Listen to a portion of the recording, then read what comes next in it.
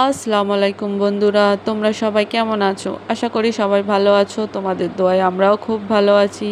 আজকে আমি শেয়ার করতে চলেছি কুনাফা রেসিপি। চলো শুরু করা যাক। এক প্যাকেট সরু সিমুই নিয়ে নিয়েছি। সিমুইটাকে চুরচুর করে নিতে হবে।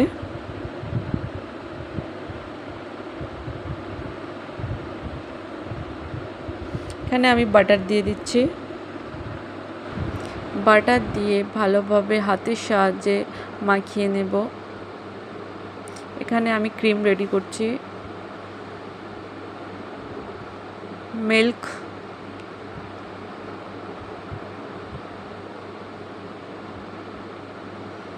আমি এখানে 400 গ্রাম মিল্ক নিয়েছি। এটা ফুটতে শুরু হবে। আমি এখানে চিনি দিয়ে দেব। 3 চামচ আমি চিনি দিয়েছি। এইভাবে আমি নেড়ে নেব। সাইড থেকে এগুলো ভালোভাবে তুলে নিতে হবে। এখানে আমি একটু দুধ তুলে নিয়েছিলাম, কাস্টার্ড দিয়ে একটু গুলে নিয়ে দিয়ে দিচ্ছি। এটাও ভালোভাবে নাড়াচাড়া করতে হবে। ফ্রেশ ক্রিম দিয়ে দিচ্ছি।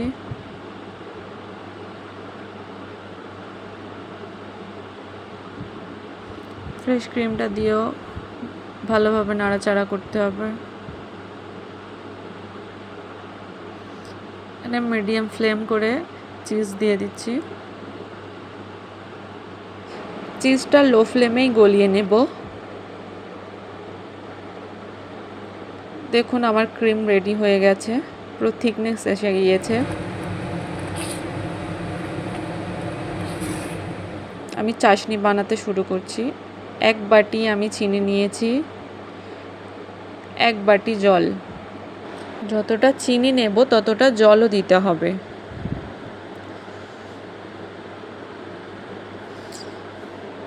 এখানে আমি একটু ভিনেগার দিয়ে দিচ্ছি।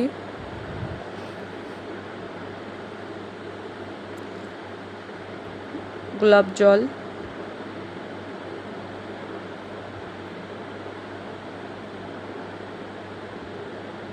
চাশনি আমার রেডি হয়ে গেছে। এই প্যানে আমি কুনাফাটা বানাবো। এই প্যানেতে আমি বাটারটা লাগিয়ে নিচ্ছি। বাটারের সঙ্গে কুঞ্জুসমো করলে হবে না, বাটার ভরে ভরে লাগাতে হবে, না হলে সিমুই পুড়ে যাবে। কুনাফার সিমুইটা আমি এইভাবে সাজিয়ে দেব। দেখুন, একটা বাটির সাহায্যে আমি এটাকে ভালোভাবে ট্যাপ ট্যাপ করিয়ে নেব, চেপে চেপে। যে ক্রিম আমি রেডি করেছিলাম ওই ক্রিম দিয়ে দিচ্ছি।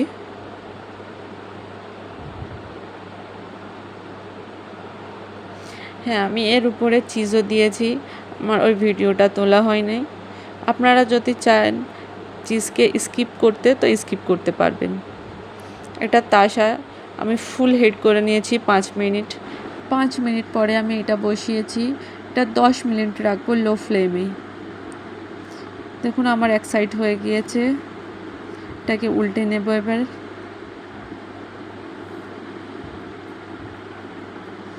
আবার 10 মিনিট এটা লো ফ্লেম করে রাখবো।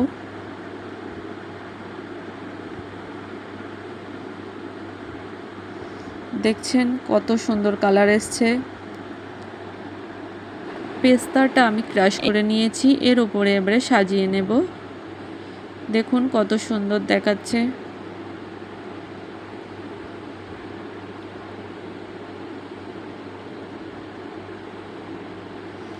চাশনিটা এর উপরে দিয়ে দেব।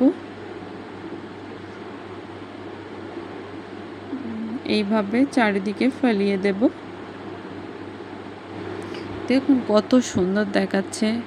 প্লিজ বাড়িতে ট্রাই করবেন নিশ্চয়ই। আমাদের channel kitchen story by Khan family, please like, share, comment, subscribe করবেন বেশি বেশি করে। নিশ্চয়ই বাড়িতে ট্রাই করবেন, খুব ইয়াম।